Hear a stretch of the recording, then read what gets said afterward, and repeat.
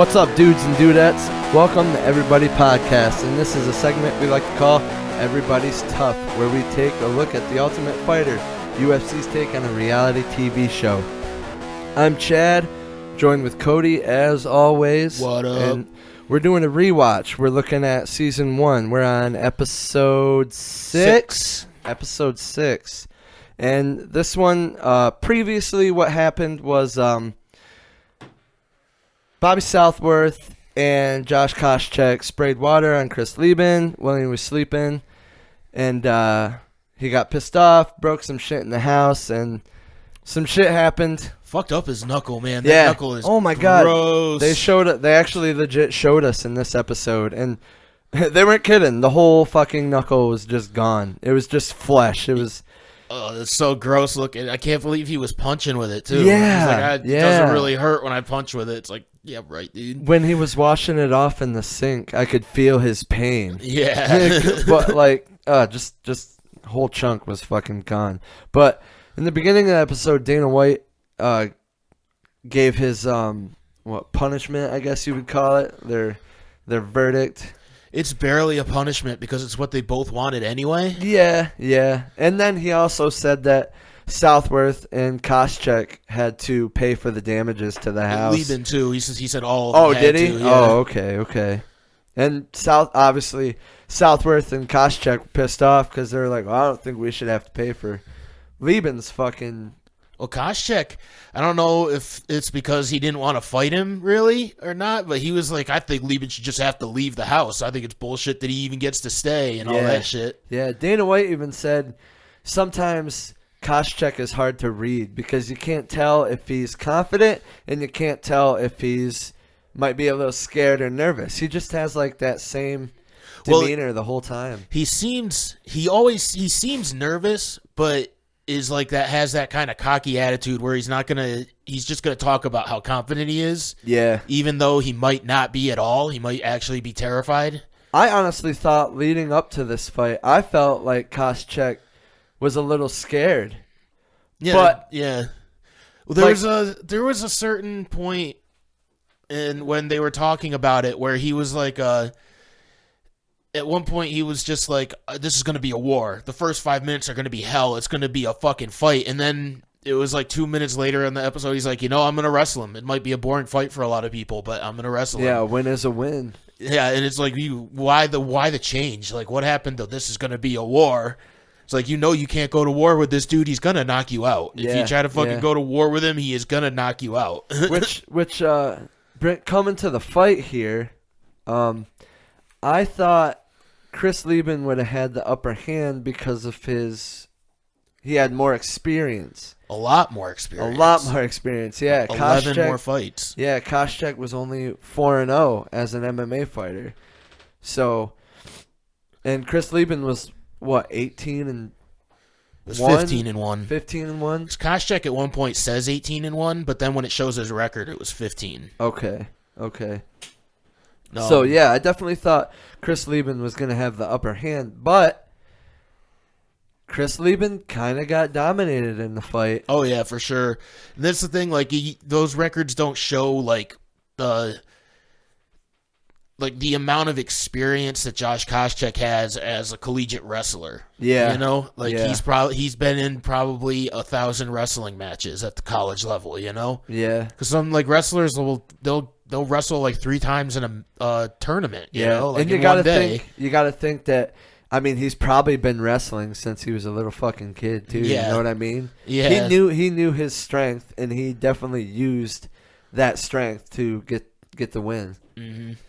And he took him down quite a few times. Slammed him a few times. Yeah, dude. It kind of seemed like Lieben didn't really have an answer for any of the ground game. I mean, he tried. I seen where he was going for a Kimura. I felt like he wanted that Kimura, but he was going kind of for like an omoplata at one point too. But Koscheck is just he was way too powerful on the ground. Yeah, for Lieben. Yep, and he definitely did that typical wrestler thing where he just kind of laid on top of him, threw little strikes here and there. Herb Dean even had to stand him up a couple times. Yeah, Koscheck didn't look happy about that. Yeah. He knew he felt like he was working because of all the little jabs and stuff. But if you're just laying on him and just doing this once in a while, I mean, is it really working? I don't think they would have stood him up now these days. I think they would have left him on the ground more these days. Back then, if you were on the ground for like back then, even not even that long ago, even like as far back as like 2012, if like people forget that Cormier used to get booed all the time. Yeah. Oh yeah. Because he would it would happen right away. The second he landed a takedown, the whole crowd would just be like, boo. Everybody wants to see that fucking, at least back then. I think it's a little bit more accepted now, probably thanks to Khabib. Yeah, most likely. That to actually just use strictly wrestling, you know? But back then, nobody, even though wrestling was a big part of it, nobody really wanted to see a wrestler until they were like mounted and just like punching the guy in the face over and over again. Nobody wanted to see the process it took to get to that position. They just wanted it to be that position or standing up fighting. Yeah. Yep. So that's I don't think nowadays, I don't think that would have gotten stood up. I'm not the biggest fan of wrestling per se, because it does get boring, and some of those guys literally, some of them just don't work at all. Once they're on top, they just kind of lay there and try to hug them for a little bit, and that's just super boring. Yeah. And even so, Josh Koscheck won the fight. I was kind of pulling for Lieben because I don't know. He's at least more entertaining to watch. Yeah. You know? Yeah. And even at the end of the fight, Chris Lieben was saying like, "Oh, all you did was lay on me, you bitch. You didn't fight me." And Koscheck's like, "I won, didn't I? Bye. There's your bus ticket home." Kind of threw some heat at Dana White too. He's like, "Guess that's the guys you want in UFC. Yeah, just lay on you." Yep. And Lieben was out there crying. Couture came out, tried to cheer him up. Dana White came out, and like you said, Chris Lieben said that, but Dana White said the same thing that Koscheck did. You know, a win is a win. But since he kept saying like, "You got to finish him. Don't leave it up to the judges. You got to finish him." That's that was like his mantra back then. Yeah, that's another thing. Since Koscheck didn't finish him or anything or submit him, it went to the judges, so he didn't get that $5,000 or $5,000. Yeah, it's $5,000 finish bonus, I guess you could call it. Mm-hmm. So that kind of sucks on Koscheck's part, but I don't think he really cared about that. I think he just wanted to get Lieben the fuck out of the house. Yeah, for sure. Then he even said that in his interview before the fight. Like he didn't want to take any chances of losing. He just wanted Lieben gone. Yeah. This isn't the only season that Lieben's been in, is it? Oh yeah. They've never. I mean, because he got into the UFC after this season. Oh yeah. Yeah, he was in the UFC. I think he was a ref at one point too. Oh no shit. Now he does. I think he's in BKFC now. Yeah, he was in bare knuckle. He had a fight I can't even say how long ago it was. Yeah, but I remember reading about it. And then Koscheck, he's been on more than one season of TUF, right? I think he was a coach at one point. Oh, okay. Maybe that's why I think I've seen him more. But yeah, he was. I believe he coached. I want to say he coached against BJ Penn, maybe. Okay. He coached. He was a coach at some point. Like not even that long from now. I think in a few seasons, I think he becomes a coach. Okay. They bring back. I think they bring back Forrest Griffin as a coach first. But a lot of guys have come from the Ultimate Fighter and then become coaches. Fucking Michael Bisping was a coach. He came from the Ultimate Fighter. Who else? Kelvin Gastelum came from the Ultimate Fighter and he was a coach. I can't think of a whole lot more right now off the top of my head, but it's kind of a common occurrence for them to go to ex-Ultimate Fighters and have them coach. Yeah. So now the teams are like super uneven again. Couture and Liddell, super uneven. What is Couture? They're down to like what? 3 people now? 4 people maybe? What does that mean? They've got how many middleweights do they have? Because they don't have fucking. Quarry. Technically, I mean, he's still injured. I was gonna say, speaking of him, they did the X-rays, and they said he's going in for an MRI, and they're gonna see if he needs surgery. And Dana White said, if he needs surgery, then he's eliminated from the show. Yeah, which he's out of the house. Pretty unfortunate, but shit happens, man. You kind of got to deal with it. I mean, I guess I don't really want to ask you because you probably know if he actually needs surgery or not. But we'll wait. We'll see what happens. Well, I think we find out the next episode. Oh, okay, good. I'm trying to think who they have on their team as a middleweight. No. It's that Alex dude, right? Is his name Alex something? Wasn't he already taken out, right? Well, the one who changed teams the first time. He's still there. He's not a middleweight. He was a light heavyweight. Oh, okay. Because it would be Quarry. I guess I should have wrote it down. But yeah, I think that might be all they have is Quarry. Right? That sucks. So that means, I think Chuck Liddell is probably gonna have to put another fighter over to. Yeah, I was just gonna say. So that kind of means that they're gonna have to throw him another teammate or get rid of another teammate on Liddell. And Liddell's probably pissed off about that too because, well, my team's winning. Why should I have to give you? What? Ooh, noise. Why should I have to give you one of my winning team members? Yeah, I'm pretty sure he ends up having to do that a couple of times. I don't remember. It has been a little bit since I watched it. Gotta keep the show going somehow. I mean, now since they just leave the people in the house, they're just like, well, now you got to fight your teammate. Yeah, yeah.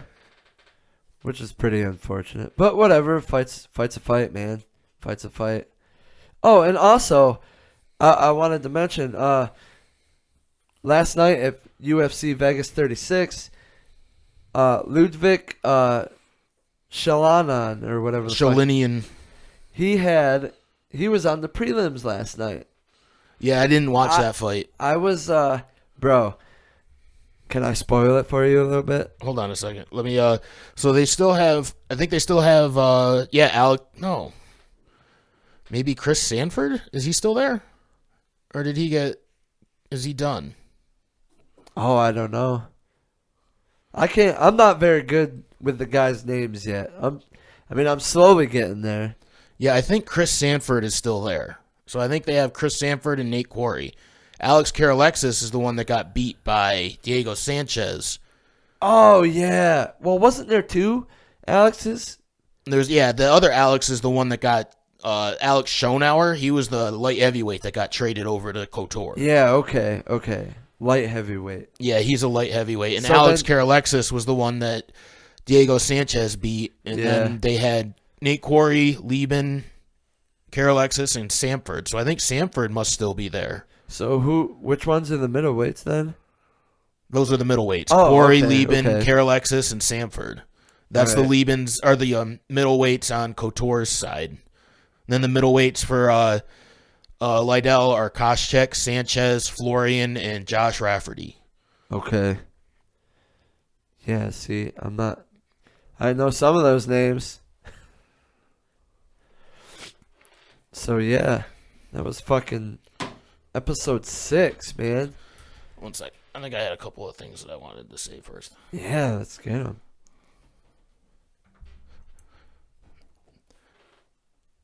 Oh yeah, I wanted to say, why can't they watch TV? Oh, why are they not allowed to watch TV? So, what else did he say they couldn't do? They couldn't watch TV. They didn't have any music. No music. That's weird. Like, what's wrong with, like, what is them watching? I get it, like, when it was, when it's, because I guess that's just the reality TV thing, is they're not allowed to watch TV. But I kind of understand that when it comes to, like, Big Brother, because that's, like, live, and there's, like, always games being played on that where people are stabbing each other in the back, so they can't watch their show while they're on the show. Yeah. But that's not, like, they can't really do that in The Ultimate Fighter anyway, and it doesn't really matter if they fucking do. So I just don't understand why they can't just have a TV there. Or maybe just not have it hooked up to cable. Let them watch some fucking movies or something. It's like they're literally trying to make them go crazy. Yeah, right? They're trying to give them cabin fever. It's like, why not? Like, the whole point of the show is for them to fight anyway. Yeah. So, why are they not allowed to watch TV or listen to music? Yeah, why are you trying to make them go crazy? You're putting a bunch of fighters in a house and making all the fighters go crazy. Bad shit is going to happen. Oh, another thing I was going to mention was when Dana White was giving out his punishments or whatever, they took away alcohol, and he said if any more fist fights happen, you're automatically out of the house. Yeah. And that's because, they're... And then Couture gave a speech about representing the sport with pride and whatnot, which I totally agree with him. But you notice, like a dickhead. You notice when shit like that happens, it's always Couture speaking, and Liddell just has nothing to say. Yeah, it's like he doesn't really care if it happens. Like I feel like he doesn't look at it like Couture. Like these guys are supposed to be like representing and like be like respectful and all that. It's like I feel like Liddell just does not give a shit. Like he's just like, whatever. They're in a house together. Of course they're gonna fight sometimes. Like, yeah. Who cares? Like, especially with no goddamn TV or music. Yeah. Like, why would they do that to them? Why would they do that to them? That would make me go fucking crazy too. No wonder Lieben jumped the fucking fence in the second day there. Yeah. And like you're in that house. How many guys were in the house? I think 16 at the beginning. 16. You got 16 dudes in a house without any entertainment, except besides talking to each other. Maybe some, I don't know, meditation. With that cut on Liebman's knuckle, it said like it shouldn't bleed during the fight. Like how? How is like when you see like it's not even a cut. It's like his knuckle is straight up missing. Yeah, but they're saying if he throws a punch with it, it's not going to start bleeding. Like I kind of call bullshit on that. Like it seems like that's exactly the first thing it's going to do is start fucking bleeding. He was just talking about since his hand was taped up so much, and the padding and the glove, and it won't rip open. I don't know, man. I feel like it would have bled either way. Yeah, matter what. Didn't we get a visual of it after the fight, or no? I can't remember. Yeah, I don't remember either. I don't remember seeing any blood coming out of his hand either. So maybe they were right. Maybe it didn't bleed. It's kind of crazy that it wouldn't, though. And it's interesting that like none of Josh Koscheck's team thought he was gonna win. Yeah. Like at that one point, it was like Forrest Griffin. I guess I shouldn't say none of them, but like Forrest Griffin and Rafferty and Florian were all sitting around like, I think Liebman's gonna knock him out. Like I don't think it's gonna go well for your. It's like, of course I want him to win. Like, I want to see him win, but I think Liebman's gonna knock him out. Yeah, mainly because Lieben was pissed off and the experience thing. Yeah. People also agreed that Lieben had more mixed martial arts experience that he was gonna win. Which, I mean, that's what I thought too. Yeah. I mean, lost. It's kind of weird that they didn't. Because I think, like, later on in other seasons, have you ever seen that clip of, I think it's season 4, where the two guys get into a fight?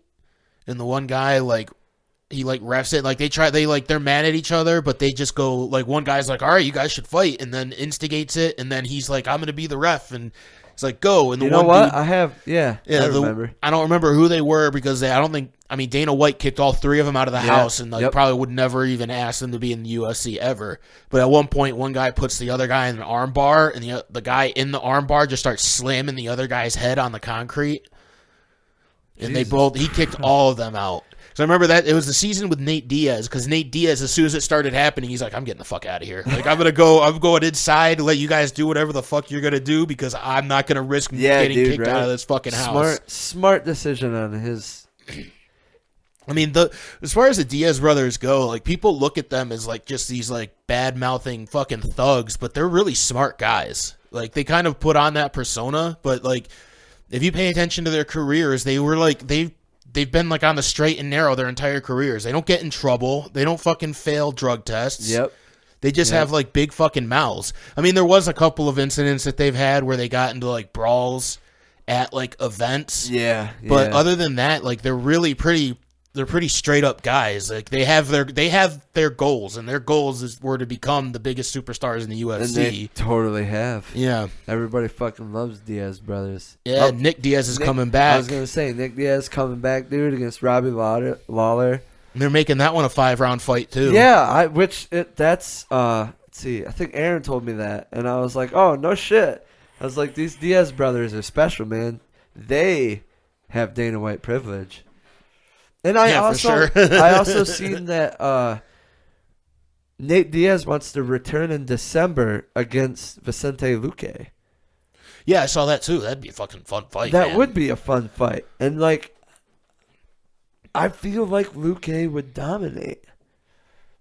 Yeah, I mean, probably. Because Luque's striking has improved significantly. Yeah, and Luque is the type of guy that's going to go for the kill, not like Leon Edwards. Leon Edwards he's kind of been like a hang back and just get the strike numbers up kind of guy without he's never been the type to really go for a fucking knockout. He's just going to he's just going to technically outstrike somebody or wrestle him. Luque's last fight with Chiesa, he was vicious, dude. Yeah, and Luque has that kind of he's got that kind of mentality where I think he could finish Nate Diaz, which that's nothing to fucking shake a finger at, dude. Fucking Nate Diaz is not an easy person to fucking finish. Yeah, he's never been finished, right?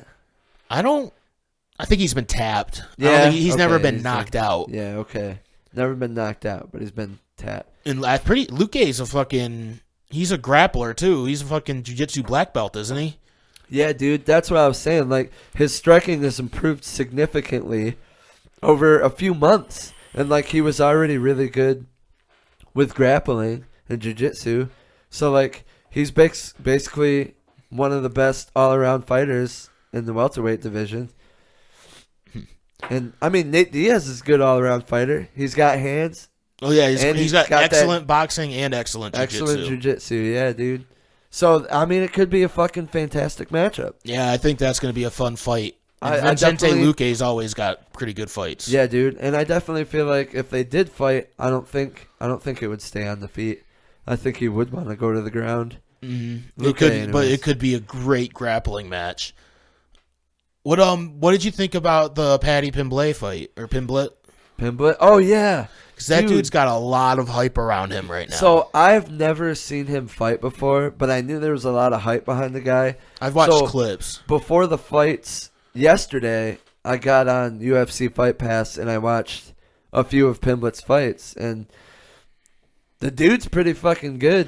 I mean, yesterday he got rocked in that first round, but he came right back. He puts on a lot of pressure. And I will say that he's got a really good, he cuts good promos.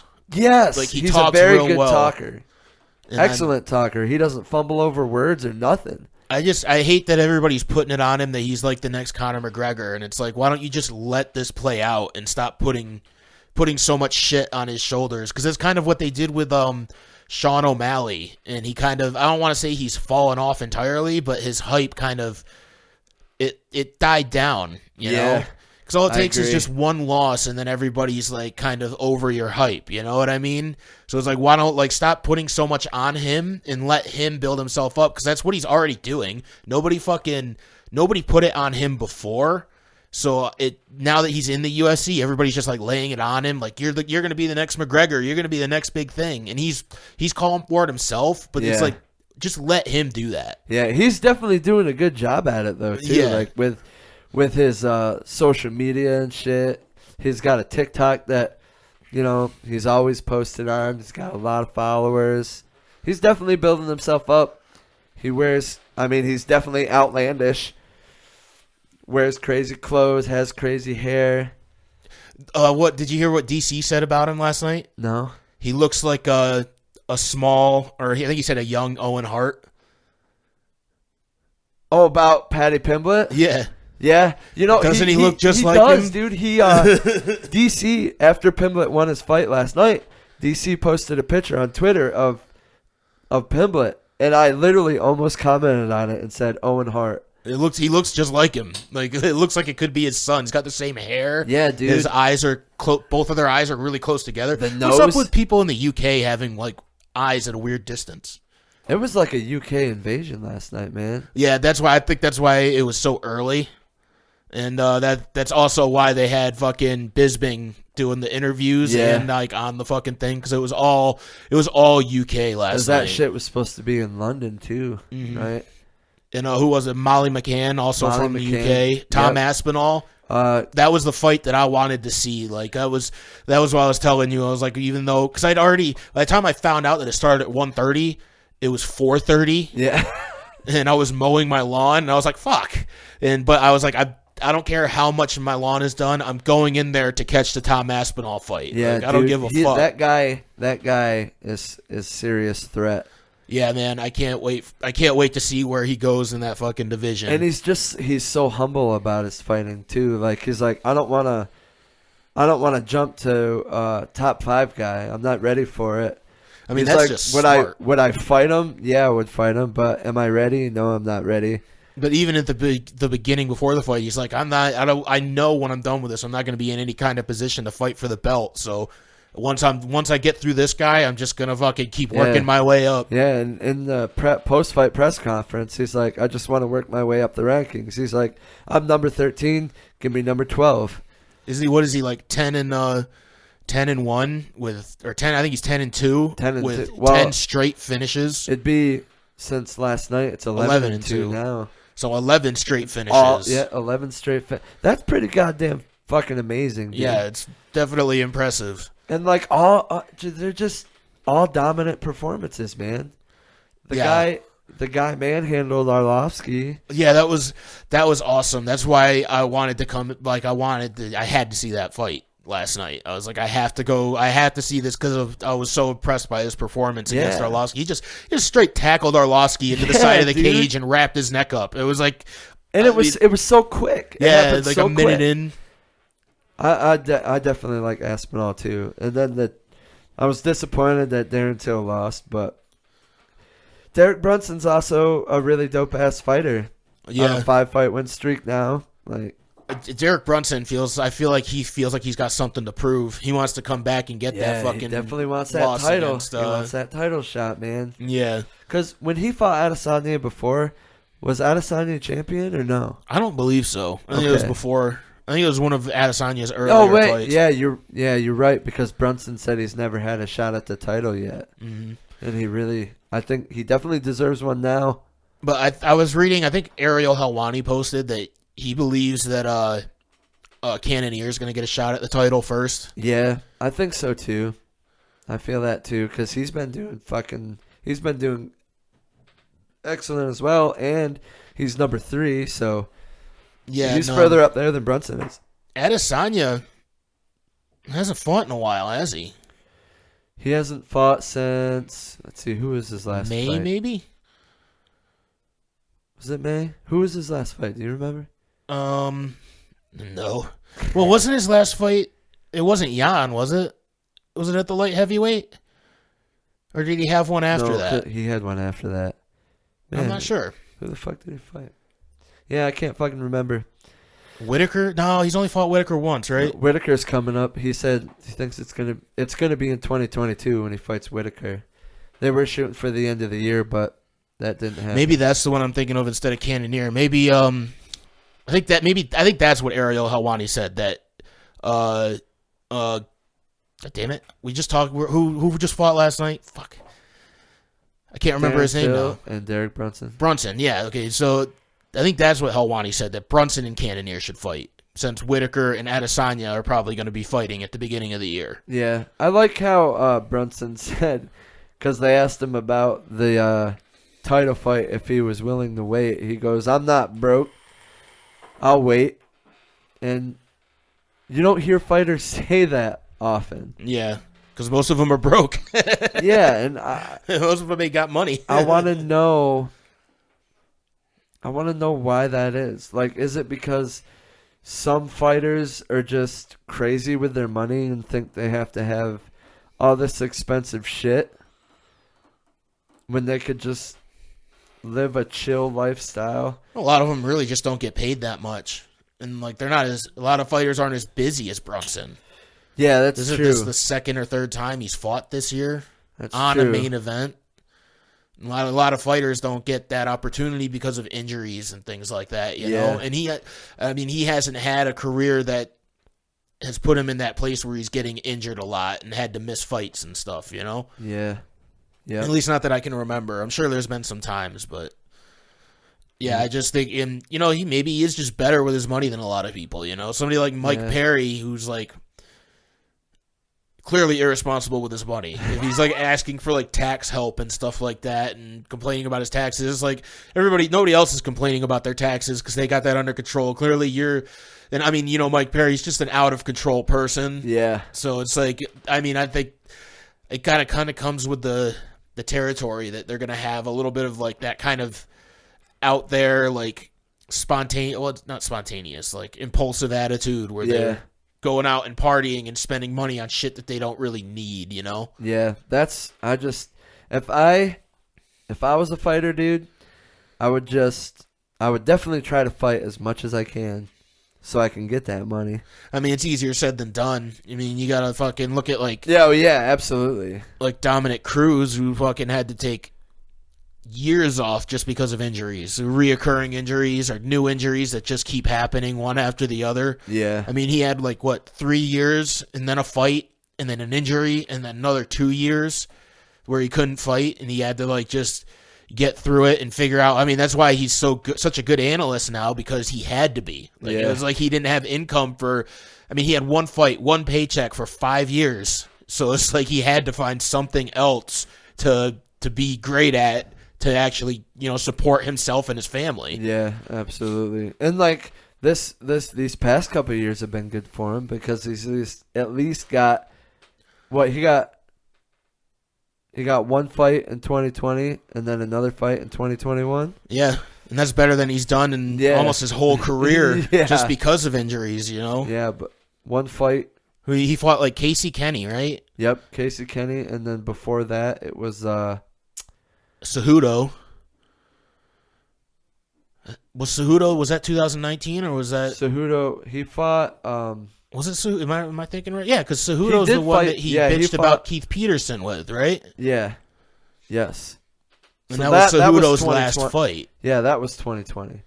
Correct? Yeah, because that one was in Abu Dhabi. Was it?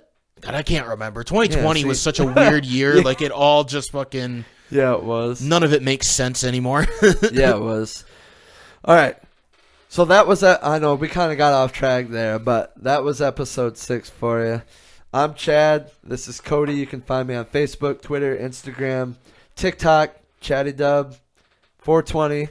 This is Cody. You can find Cody on Instagram at ScruffThePothead. This has been Everybody's Tough. Like, share, comment, subscribe. We'll see you guys later. Peace.